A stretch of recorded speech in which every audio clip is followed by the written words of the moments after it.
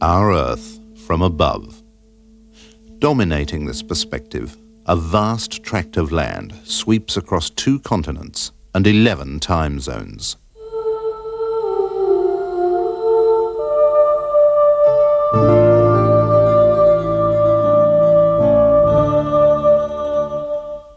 A confederation of states which, despite recent defections, remains the largest political entity on Earth.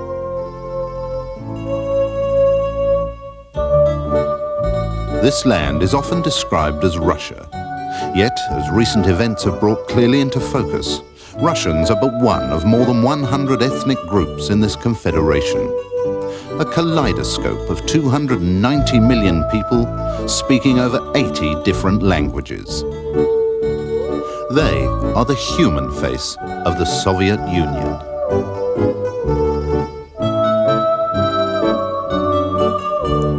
The Soviet Far East and the port of Nahodka, the home of the Korets family, one of 6 in the Icebreaker series. A deep water harbour on the Soviet Union's remote eastern coast, Nahodka is the Pacific Ocean terminal of the Trans-Siberian Railway, the thread of steel which ties the Soviet Far East to Moscow and the West. A seaport city, Nahodka is growing in importance as the country's major trading link to the Pacific Rim.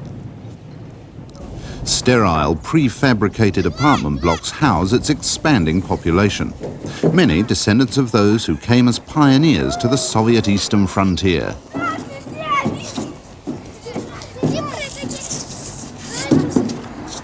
Eight-year-old Zhenya Korets is the 3rd generation of his family in Nahodka.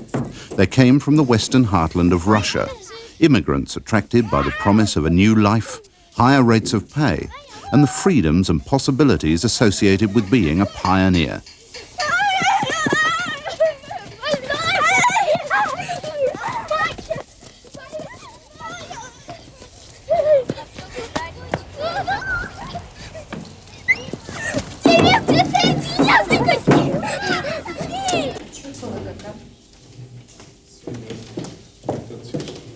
Zhenya's mother, Tanya Korets, works at a city medical center.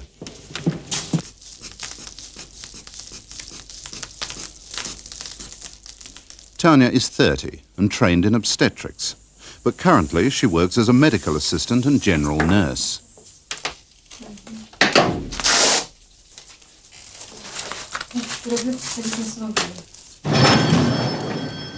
At one of the 4 separate port complexes strung around Nahodka Bay, her husband, Igor, works as a stevedore. Igor's 31. He's worked here since he left high school and is now a foreman. It's a hands-on position. Igor's been trained to operate all the dockside machinery. Igor, like Tanya, was born in Nahodka of ethnic Russian parents. Their home city is relatively new. Nahodka means discovery.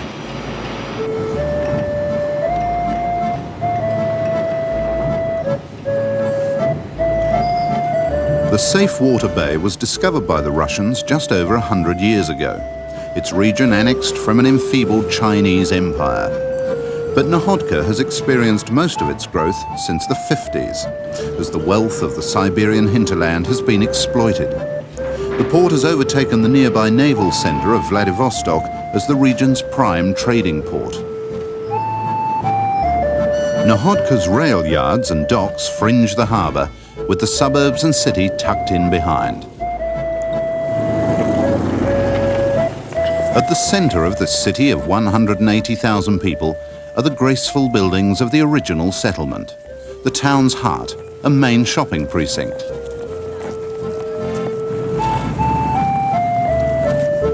A cosmopolitan port city, Nahodka has few other industries.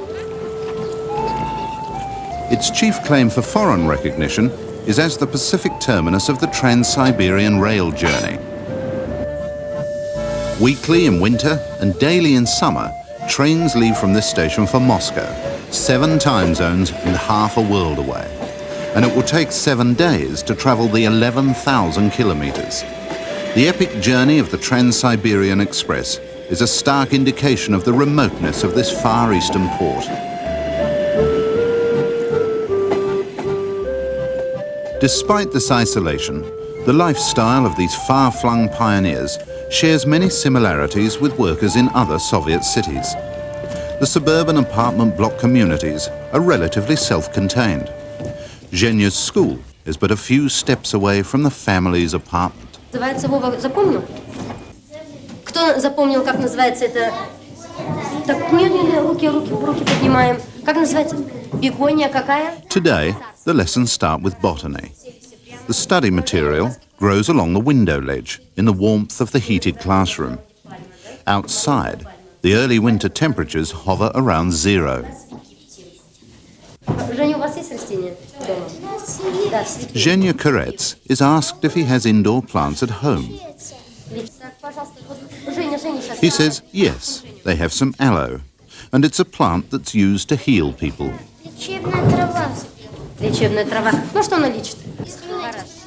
Since Glasnost, many teachers encourage more inquiry and open discussion. Classes today exhibit a spirit free of textbook dogma.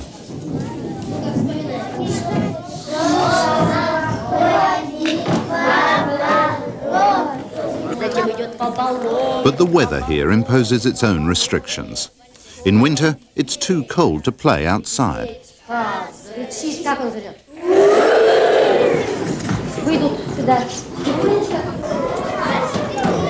For breaks between classes, indoor play areas are scattered throughout the school.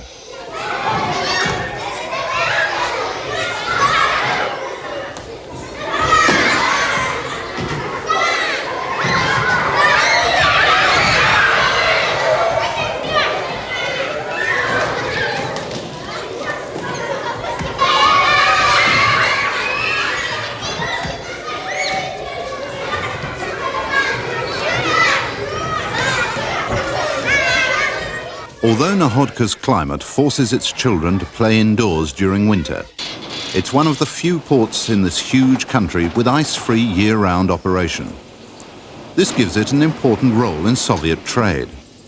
Rolled steel from Japan and essential imports like grain from Australia, the USA or Canada, or beef, butter and wool from New Zealand are moved through Nahodka to destinations all over the Soviet Union.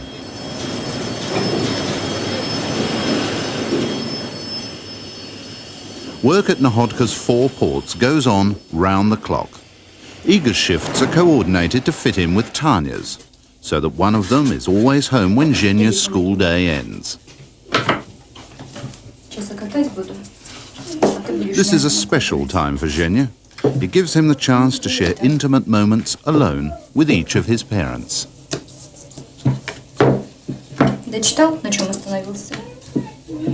А? Ну да, вообще. Да, вчера, когда читал. Вначале он же был матрос. Zhenya tells his mother the latest story he's reading at school. Appropriately for Nahodka, it's a seafaring fable. Вначале, говорит, она нас сама заманила к этому камню, привела к этому камню. Dinner tonight will be pelmeni, an oriental dish which is a traditional Russian favorite. Twists of pasta filled with spiced meat or vegetables. Zhenya is used to helping. Many young Russian families today no longer follow the rigid domestic roles of the older generation. The pelmeni look a lot like Italian tortelloni, and they are. The same dish was introduced to Italy from China, along with all pasta, by Marco Polo.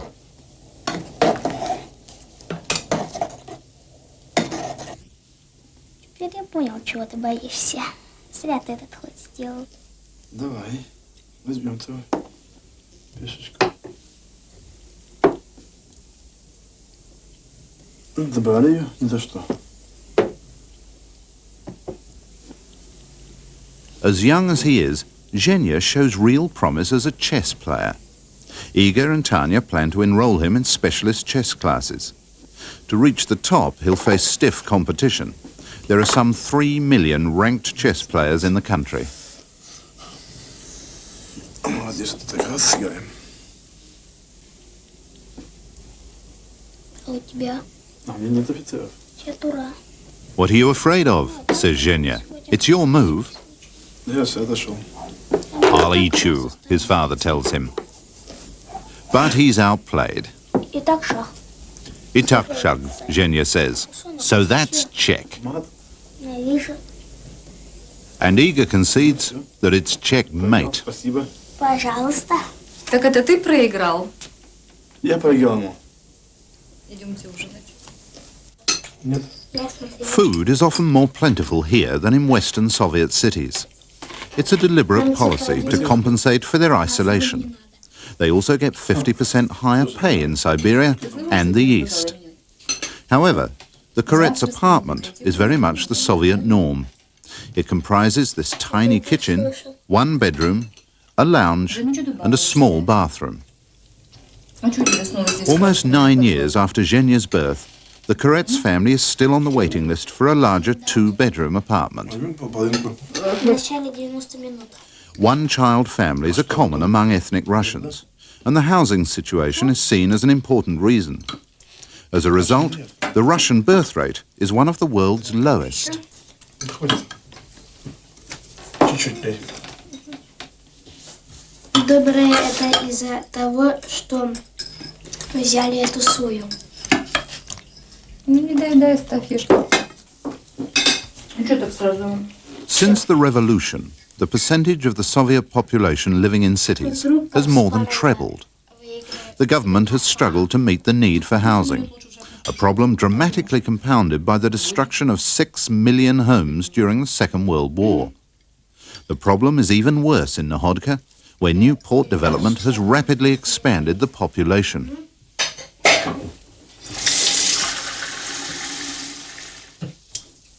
Cramped apartment life for the Korets, however, is still an improvement over conditions in some older communal homes where kitchen facilities are shared.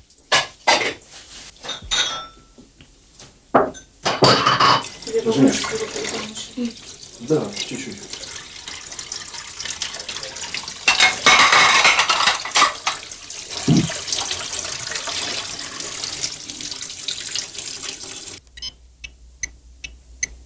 While Zhenya plays with his Russian Mickey Mouse game, Tanya prepares his bed on the family sofa. Давай, доигрывай.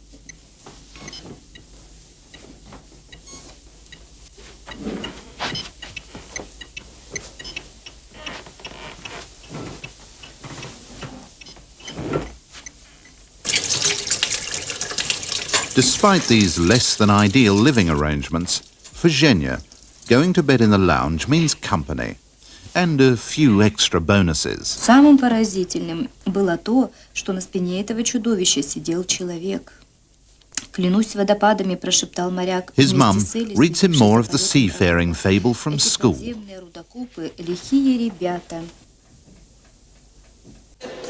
Разрешите представить жюри. Saturday afternoon, and the spirit of the Russians of Nahodka is evident when Tanya and Igor join Zhenya for a fun day at Zhenya's school. Директор школы Беляева Людмила Николаевна.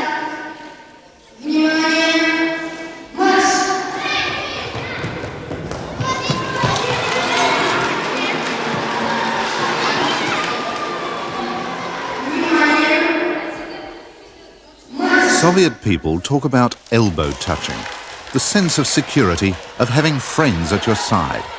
These regular fun days are full of it.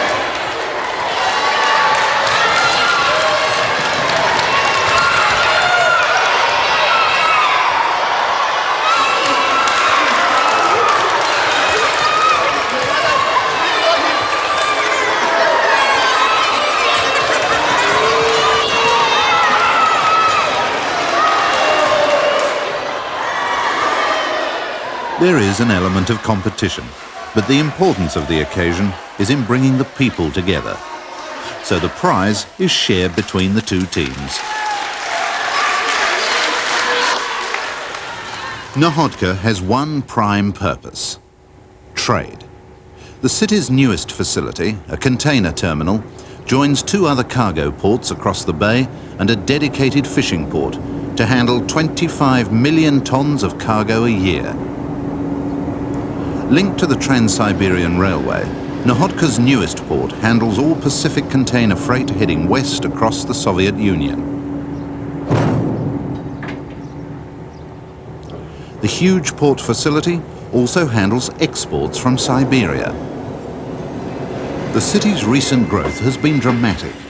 Nahodka is a newly created free economic zone, allowing local control and open foreign investment in the port's development.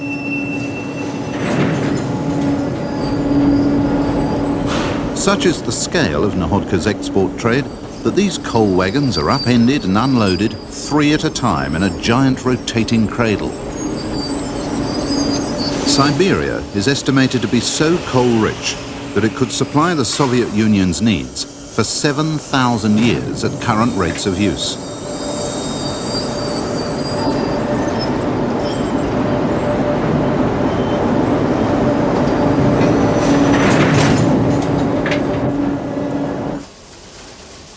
Another of Nahodka's ports services the Soviet Union's third largest fishing fleet.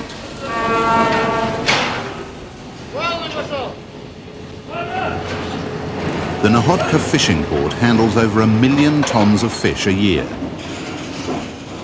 Tally clerks check the records of the catch. In the Soviet Union, more than half the workforce are women. Most of the catch is frozen, but some of it arrives in a more traditional form, salted in barrels. The fish are loaded directly to trains at the dockside. And during the loading operation, they're spot-checked by supervisors. The Pacific Fleet operates as ocean fish factories, a number of trawlers serving motherships, which process the catch and pack it at sea. Most of it is for the home market. Joint ventures with companies in the United States, Japan, New Zealand and Singapore provide a variety of fish from waters all over the Pacific Basin.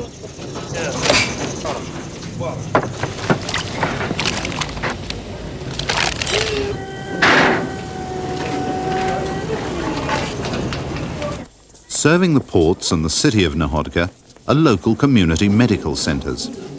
At one of these, Tanya Koretz assists a doctor with a patient being treated for sleeplessness and headaches. Сейчас натропил принимаю. Так, хорошо. Так, сейчас мы вас проверим. Память, внимание. Настройтесь спокойно. Будете делать то, что будет говорить Татьяна Ивановна. А как вы считаете, ну вот, допустим, мы вас выписали, вы сможете... The doctor explains that she wants to take some tests. Дня 3 еще хотя бы. Вот учитывая всю вашу нагрузку, да, я бы и еще прочее, побыл, да, дома, надо еще что, пока полечить. Да, потому что, ну там вот думаю, что 3 дня мне вполне хватит, чтобы... Так, ну остановимся на... Tanya takes the patient through some perception exercises, designed to judge the effects of stress on concentration and memory. She asks him if he can distinguish the colours of the dots.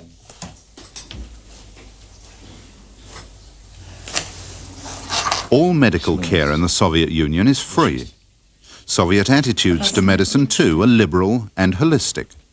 Doctors are taught to treat the whole person and not just the particular condition. This man could return to work now. The doctor has told him so, but he'd like a few more days' break. The doctor consents. Пожалуйста, лечитесь, не болейте. Спасибо. До свидания. До свидания. Free too are other types of care. Igor receives treatment not at a community medical centre, but at a health clinic provided by his workplace. Кушайте на этой стороне. Не мешает ничего.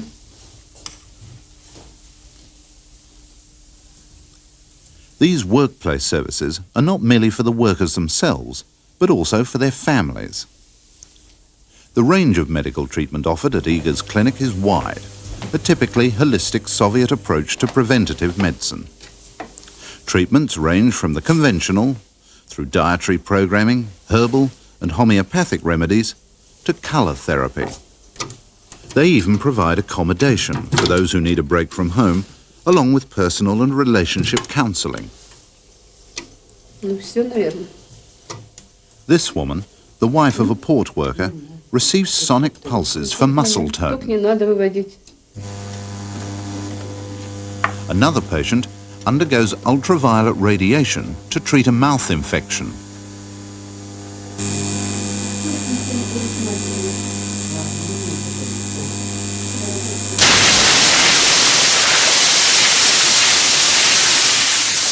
Hydrotherapy, high-pressure water massage, is a popular health treatment too. It stimulates circulation. The thinking appears to be, if it's rigorous, it's good.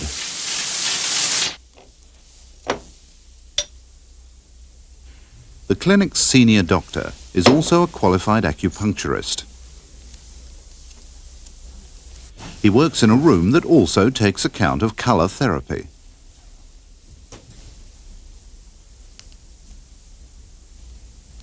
For Igor, acupuncture is being used to treat back pain. Здесь слабый ток. These facilities for workers provide a security net, from the cradle to the workbench.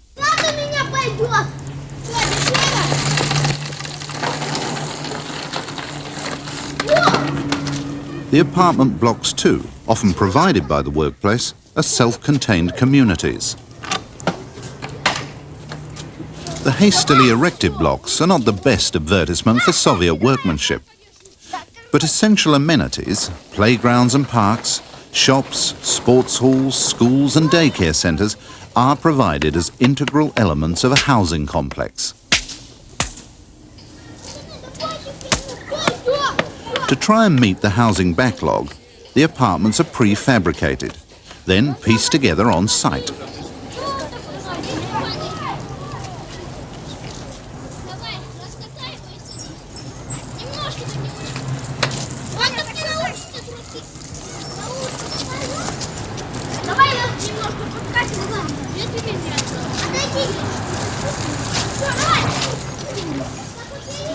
Facilities are basic. Lifts are allocated only for blocks above 5 floors. And the pressure to get housing up means finishing touches are usually left till later. And that often means never. The older buildings of the city centre have more style. Although there are few signs to attract customers, these are retail stores. State-operated shops rarely advertise. Until recently, there's been virtually no competition, with standard products and prices. From the outside, there are few clues as to what's sold. Inside, the scene is more familiar. The way the store operates, however, is not.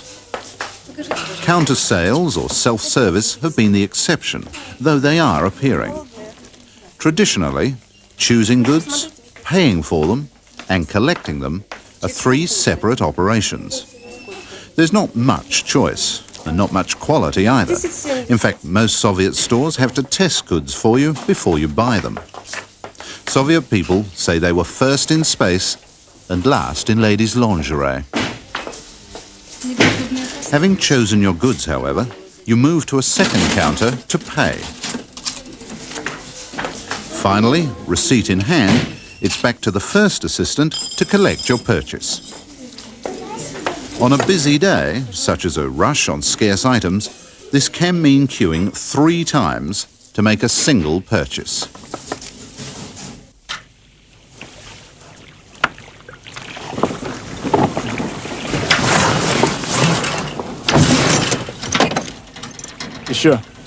Еще. The port where Igor works has its own yacht club, and Igor and some dock worker friends are members. Today, they're sailing in another bay close to Nahodka.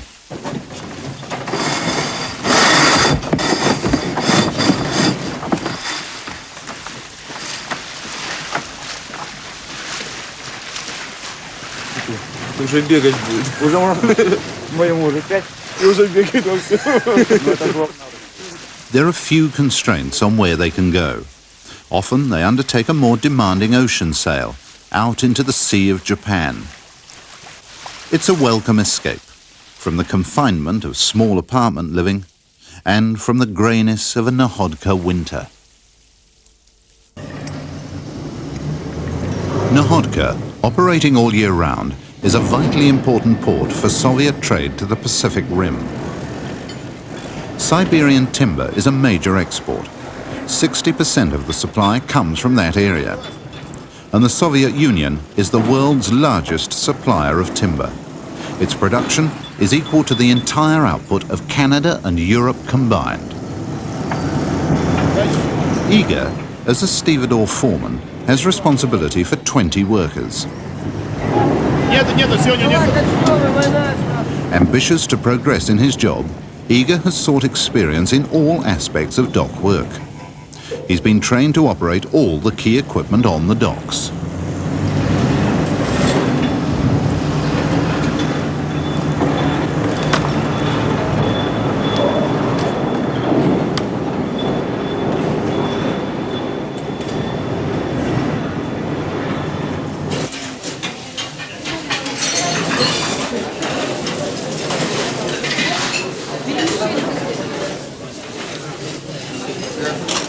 A Soviet workplace typically provides employees with far more than just employment.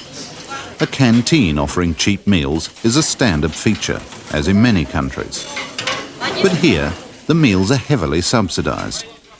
Not all workplaces offer facilities of equal quality, but the services are always better than those available to the general public.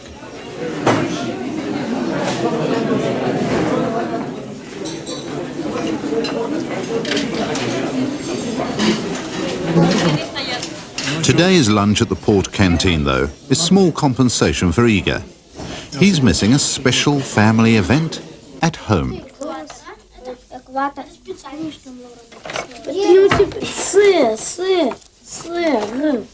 First, find your country, then your hometown. The globe is one of Zhenya's presents. The occasion, his 9th birthday. Кому это отсюда?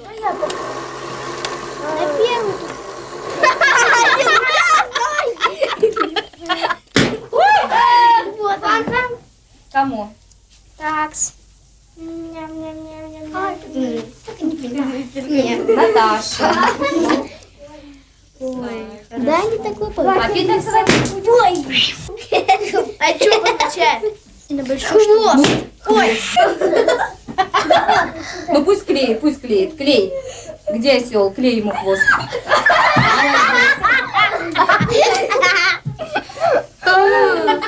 Мам, дай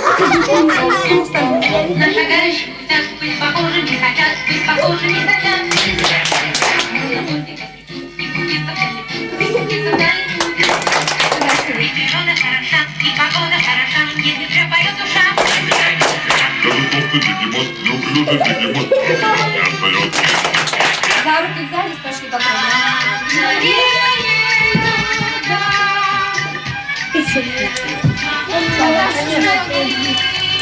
У меня все.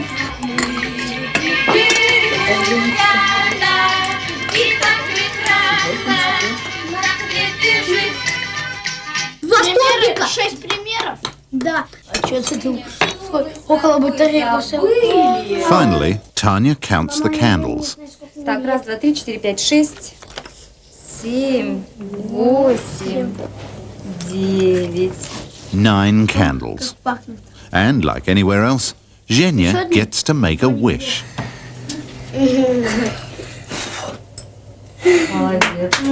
But for Zhenya, the real icing on the cake comes later that evening. Igor, now home from work, joins them for a family treat, the local movies.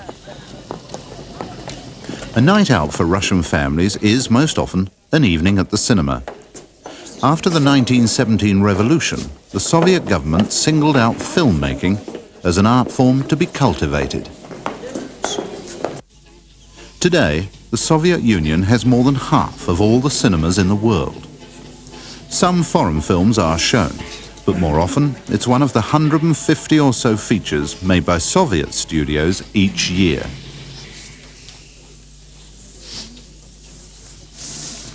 Tonight, it's a spy thriller set just after the revolution. It's just like James Bond, only the roles are reversed.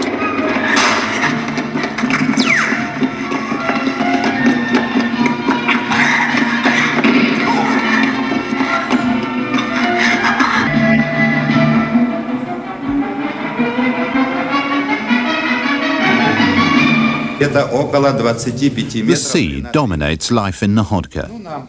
The port boasts 4 colleges for Marine cadets. These students are studying to join the merchant navy. Soviet youngsters, after 8 years at school, are streamed if they want to continue their education. Examinations determine who will receive technical or vocational training and who will continue with general studies and go on to university.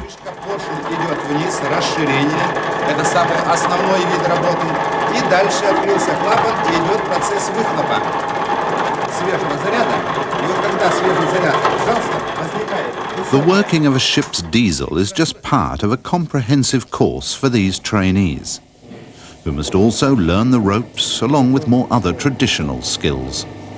These include the weaving of rope ship fenders and matting.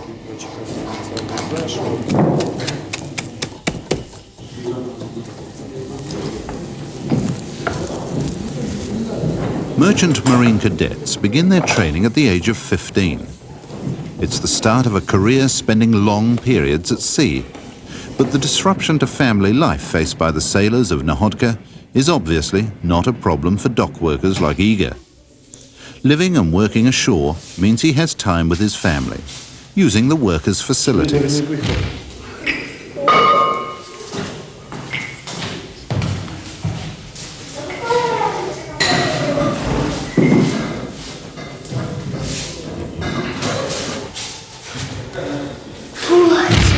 These exercises are not merely for fitness. Igor suffers from back pain and works out in order to strengthen his back.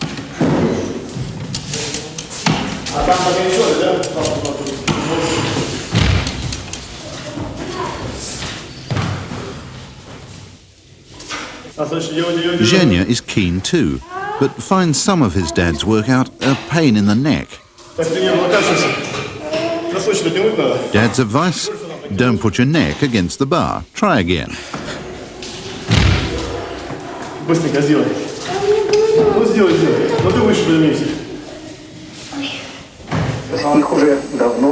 A typical family night at home. Television and Russian tea. Traditionally, Russians make up a very strong brew and dilute it for each serving with hot water from the samovar.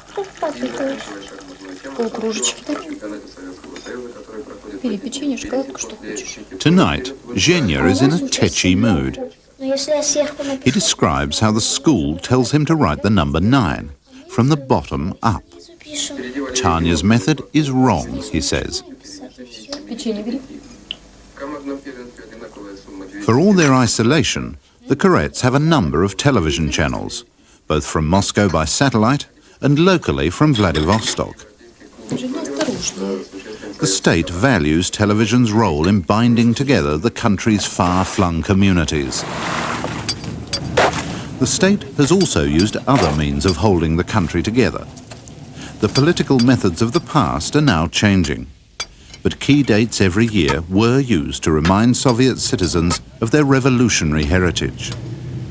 Here in Nahodka, before the failed Moscow coup of 1991, workmen complete preparations for the city's annual celebration of the anniversary of the 1917 revolution.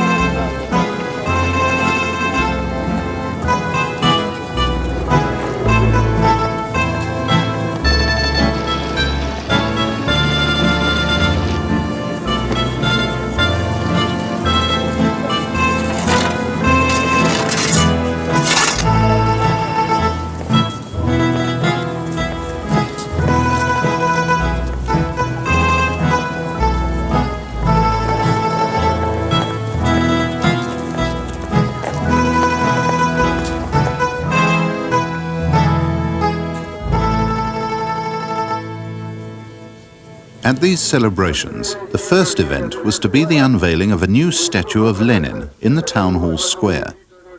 For civic leaders, such an achievement used to be a proud moment. Nahodka had saved for 4 years to buy their tribute to the founder of the Soviet Union. Large commemorative statues were a mark of a town's development.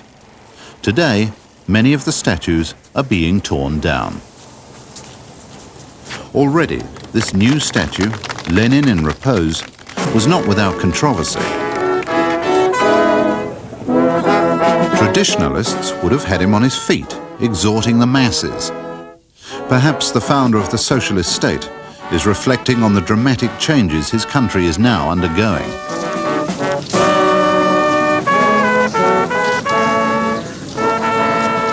Many Soviet citizens still salute Lenin, but there are now sharp divisions between a dwindling old guard and new reformers.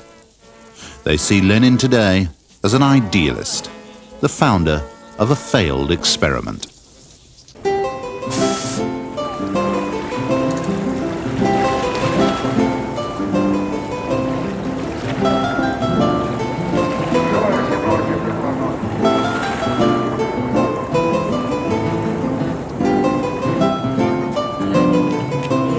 At the docks, they're awaiting the arrival of one of Nahodka's Pacific fishing fleet. The edgy excitement of the crew's wives and children is understandable. The ship has been at sea for 6 months. Its return is just in time for the vacation marking the revolution.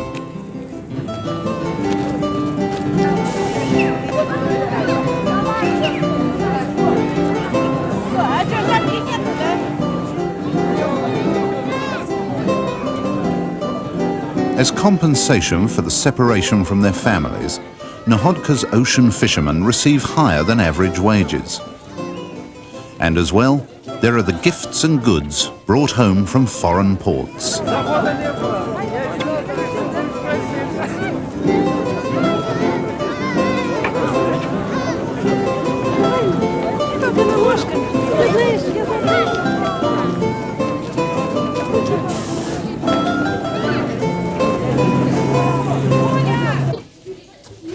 Prior to the 1991 coup, the marking of the revolution was a largely political event, even in schools. The day before the 2-day vacation, pupils would put on their best uniforms and their best behavior. The day's lessons would focus on the events of the revolution, its history and its motives. The children would learn the songs and poems of the period, often stories about pre-revolutionary bosses who didn't work but were very rich. Хозяин завода был Данилов. Он не работал, спины не гнул, а жил он, ах, как богато. Правильно. Вот это и есть те капиталисты. On this one day a year, the class would dedicate its time to the history of the socialist ideal.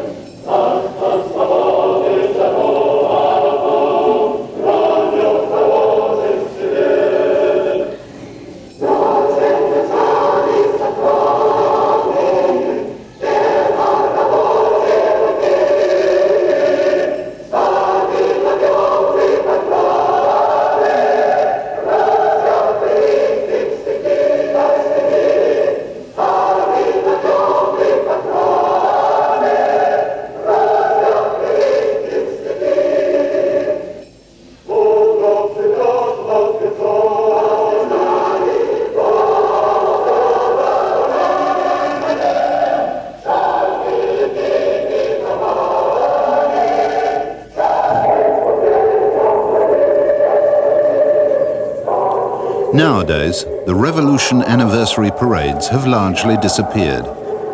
Previously, the annual celebrations in Nahodka followed the pattern of those in distant Moscow. Here, before the recent dramatic changes, Nahodka gathers for what was to be one of the last of their Revolution Day parades. Under the dogged gaze of political leaders, at this time still party faithfuls, Nahodka's citizens assemble for the parade in the town hall square, in early winter temperatures which hover around 0.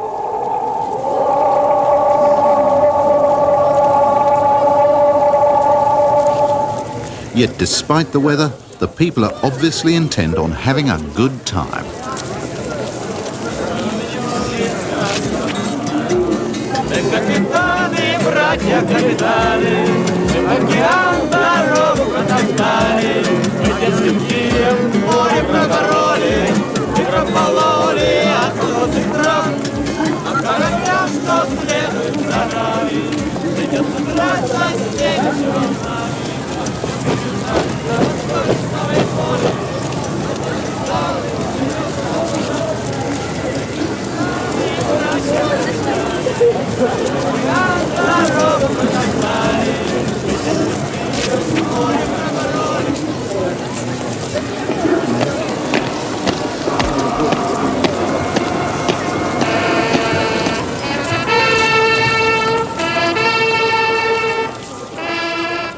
A fanfare heralds the start of the official speeches and the parade.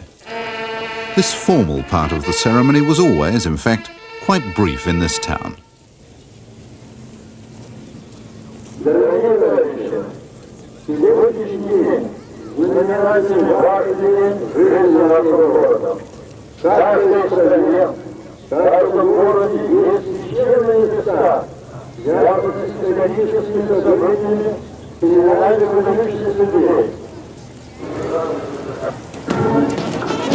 A float depicting the naval vessel Aurora leads the parade. It was the first of the Tsar's fleet to turn against the regime and side with the people in 1917. These glorifications of historic communist ideals today seem out of step. But the official idealism continued undiluted until the recent sudden upheavals discrediting the Communist Party. The parades, however, were also always a chance to express some civic pride. After the official ritual, the people would join in. They would march in groups representing their schools, clubs, or work organizations.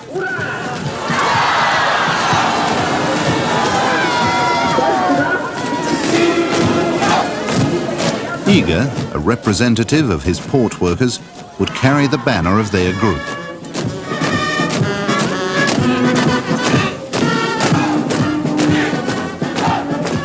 But many would not come at all.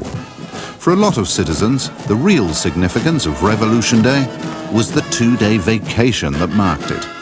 And that always started with a party.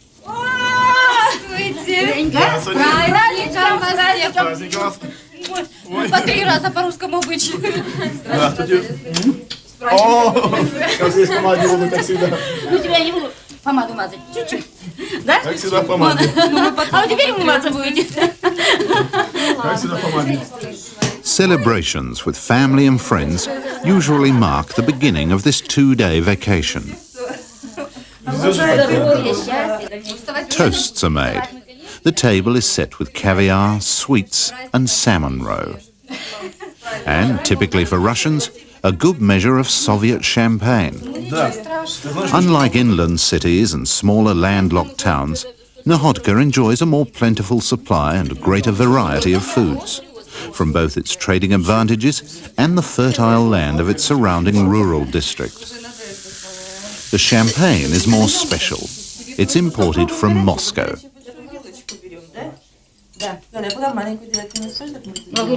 For Zhenya, however, it's only Bulgarian fruit juice.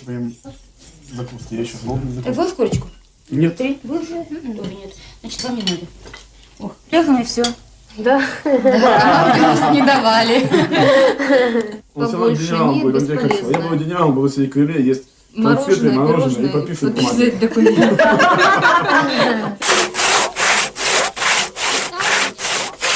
For the second day of the vacation, the Karets spend time with friends in the hills outside Nahodka. Here they have a dacha, an out-of-town cottage. Soviet city families of even modest means usually have the use of a dacha in the countryside as a weekend escape from city stress. In this early winter break, it's very cold. But since their dacha is only a small shed, they cook and eat outside. They'll make a popular Soviet dish from the Republic of Georgia, shashlik. Tanya and her friend Luba have their own variation. They've marinated the meat in champagne.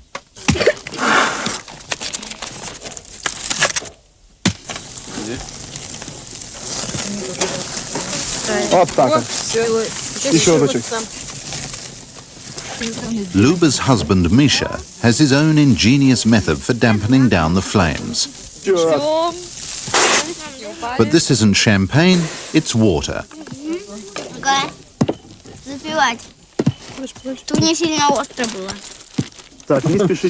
Soviet families often cultivate the plots of land at their dachas to grow their own fruit, vegetables and flowers. They also pick wild berries in the forest. A contemporary proverb says, "Nothing in the shops, everything on the table." А я лёд вон достал. На шампанском не вспомню. Было бы это каждую неделю. Tanya and Igor's dacha is just one of many in the wooded hills outside Nahodka, providing the contrast of an outdoor life.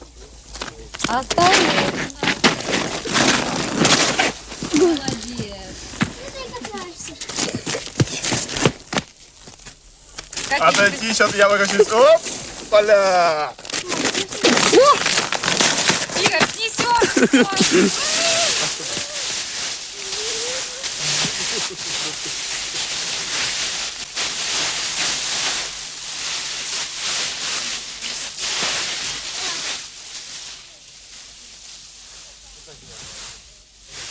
The Pacific coast home of the Koretz family is half a world away from their Russian family roots. Their parents were encouraged to come here as pioneers, opening up the Russian Far East in much the same way as the American pioneers opened up the American West. As second-generation residents of Nahodka, Igor and Tanya also see themselves as pioneers of this region. It's a part of the Soviet Union of growing importance, a point of contact with the powerful nations and economies of the Pacific Rim. It's still remote, but it's a place founded on the future.